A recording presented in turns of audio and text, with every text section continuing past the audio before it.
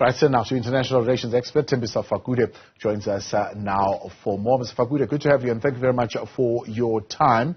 What is the intention of this truce, and did it achieve what it set out to do?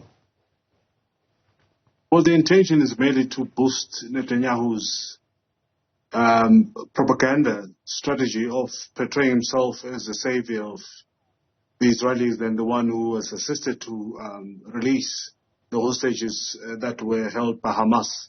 Because if you really think about it, the number of hostages that have been released, particularly from the Palestinian side, means actually nothing, because over the weekend, over 40 to 50 Palestinians in the West Bank were arrested. So you're releasing 39 or so, but you're arresting about 50 after that. So that's one. Benjamin Netanyahu needs this PR stance because there's pressure from the families of those that are held hostage by Hamas to be released. And the tide is turning against Benjamin Netanyahu, who has gone on this war, which is now beginning to show a lot of PR disaster for the Israelis, not only inside Israel, but around the world. So that's the first point. But for Hamas, of course, it's a victory because they are seen now as liberators. They're seen as the only party that can actually put pressure on Israel to yield to certain political demands. And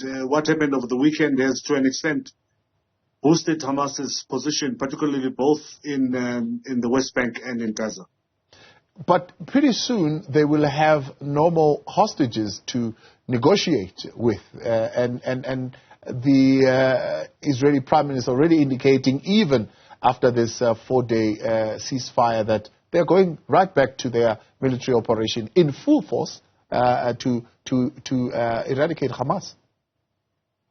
Well, I think this is an opportunity for Benjamin Netanyahu, for example, to stop the bombardment, because while he was been bombarding, the whole world is watching, and there's widespread condemnations. Millions of people have protested around the world. So this war has not been really good for Israel, even though they thought that because they were victims initially on October 7th, they will go and do this and they'll gain some sort of sympathy and support from around the world. But what we've seen is in many countries, many people in the streets, in the United States, Jews alike, and Christians have joined protest against Israel and Benjamin Netanyahu. So there's pressure around the world, and I don't think in the middle of this, and amidst this condemnation globally, and the pressure that is currently getting from Israelis inside Israel, who are saying this is not good for them, and he must change his tact. And again, there are a lot of people inside Israel, particularly opposition parties in Israel, are waiting to take him to court, mainly for the failure to protect them, as he was supposed to. He's getting millions of dollars from the United States to support and provide protection for Israelis. And on 7 October, we saw that not being effective. That's one. Number two is, again, remember, he still has those legal challenges that he's facing from within Israel that could take him to court. So when the dust settles, and this Benjamin Netanyahu knows this, when the dust settles, he's likely to face serious political and legal challenges in Israel. So he will want to continue with the bombardment, but I don't think he will be able to do so given the pressure that we've seen over the past couple of years since this conflict began. As far as Qatar is concerned, do you think they have a strategy towards a political solution, and maybe these last 4 days and maybe even the extension buys them more time to be able, I suppose, to put together some kind of an agreement?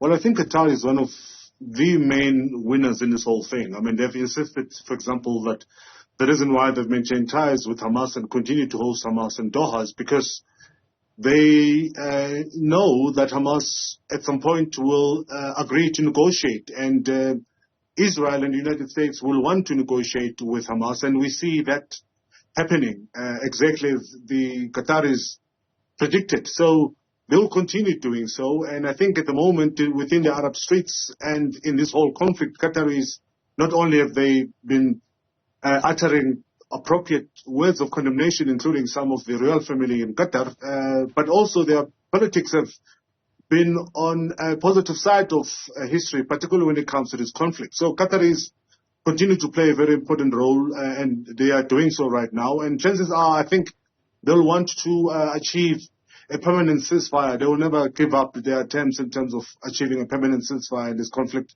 And I think what we've seen so far with Hamas trusting them is that they might just pull a miracle in the next few days. The fact that we've had this extension, chances are we are likely to have Israelis and Hamas agreeing to a long-term ceasefire with a certain new political infrastructure, particularly in Gaza. Human Rights Watch criticizing both Israel and Hamas for using hostages as negotiating tools, saying, I mean, as far as international law is concerned, one, hostages should be released without being used as a negotiation, and humanitarian aid should be allowed, certainly without the requirement for an exchange. Well, we all know, given the barbarity that we've seen in terms of Israel's action and its collective punishment in Gaza, that they wouldn't have not yielded to any form of demands from Hamas if Hamas did not hold those hostages. So it's politics, common politics in that part of the world, particularly in Gaza and in the West Bank, where hostages, whether alive or dead, have been used to negotiate for certain political demands from Hamas and other Palestinian formations in both territories. So it was expected that Hamas was going to use this, and I think we should not, including some of the human rights organizations, act surprised that Hamas, particularly and the Palestinians, have only this form of politicking for them to communicate precisely what they want and for them to continue waging their struggle against oppression that continues unabated both in the West Bank and in Gaza. The U.S. coming out also saying they would support, at this particular point, the extension of the pause. Does that say anything in terms of what they are now indicating to Israel about their feeling now about the continued bombardments? Well, I think Joe Biden finds himself in a corner. He made a lot of mistakes, including questioning the number of Palestinians that were killed. He has come in openly and, supporting the Israeli oppression and bombardment against the Palestinians. His blanket support has been condemned by the Americans and the world at large. If you look at the number of Americans that took to the streets in condemnation of what's happening in Gaza. And I think heading to the elections, Joe Biden understands that he has to start changing tune, as expected. So that's one. But I think what we will see moving forward, of course, is that Israel has, to an extent, met its objectives. They've killed now close to almost 15,000 people out of the 1,200 that were killed by Hamas on October the 7th. And I'll argue that that's what the Israelis often do. So this is all like more than 12 or 13 times the number of the Israelis that were killed. And Benjamin Netanyahu will argue back at home that he has achieved his objective. He has created that havoc in terms of infrastructural destruction, both in Gaza and in the West Bank. He has killed as many people as he could in terms of that retaliation. And I think that will sell his tactic of having gone back to revenge for what has happened in Israel. But for him to continue asserting that he's going to destroy Hamas, I think that's a pipe dream.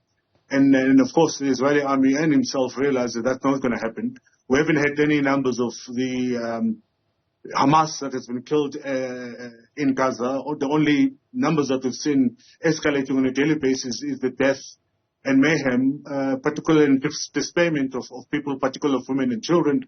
So it's been a failure overall, but at least he can go back and say that I've killed as many as I could.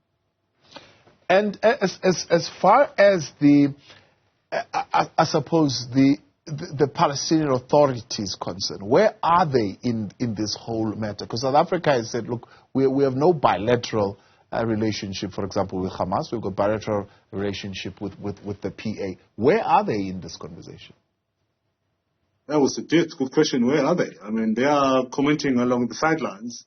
But the people who have been from the beginning of this heading the Palestinian struggle is both Islamic Jihad and Hamas. The Palestinian Authority has been part and parcel of the oppression of the Palestinians. They also have a number of Palestinian activists in their jails. They've been working to an extent in partnership with the Israelis and the Egyptians in terms of continuing to oppress the Palestinians. And now, of course, they're waiting in anticipation, particularly in Gaza, that they'll be handed over the governance of Gaza, notwithstanding, of course, that we remember that in 2006 they lost to Hamas. And we are in the situation today because the world community refused to accept that Hamas won free and fair elections, both in the West Bank and in Gaza. Hence, the two governments in Palestine, one under the Palestinian Authority in the West Bank and one under Hamas in Gaza. It was because the world did not support the idea of having Hamas as the legitimate leaders or legitimate government of the Palestinian people. So the PA, including Fatah and others, are waiting, of course, in anticipation that when the dust settles in Gaza, they will be given the keys of Gaza and they'll continue to illegitimately rule in Gaza without having elections as they've always done. So I don't think that's going to be that easy this time around because I think Hamas is going to push back. So that's the role of PA at the moment. It's the role of, the standbys or the people that are standing by, watching action happening, and they're hoping that they'll somehow gain control of Gaza when the dust settles after this conflict. Yeah, when the dust settles, what happens after the truce?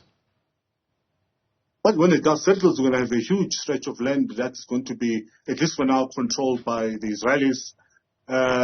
It's devastation at the moment.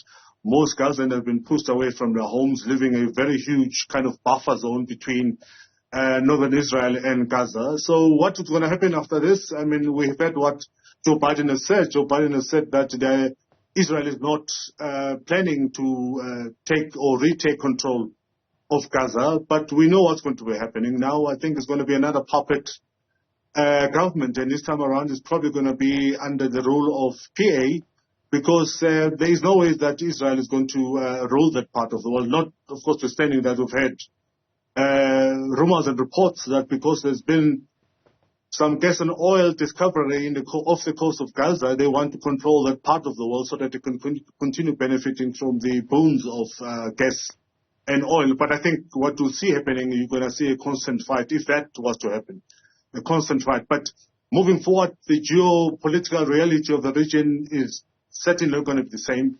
There's certainly going to be new players in the region. We've seen the Houthis flexing their muscles against Israel, and we have seen Hezbollah in Lebanon also flexing the muscles. So Israel basically will be facing a new hostile front, both from Yemen, Lebanon, and from Gaza, and also, by the way, from within Palestine 47 or 48, which many people regard as Israel. So the Arabs within Palestine 48 will also start their own pushback. So geopolitical reality is certainly going to be different when the dust settles in Gaza this time around.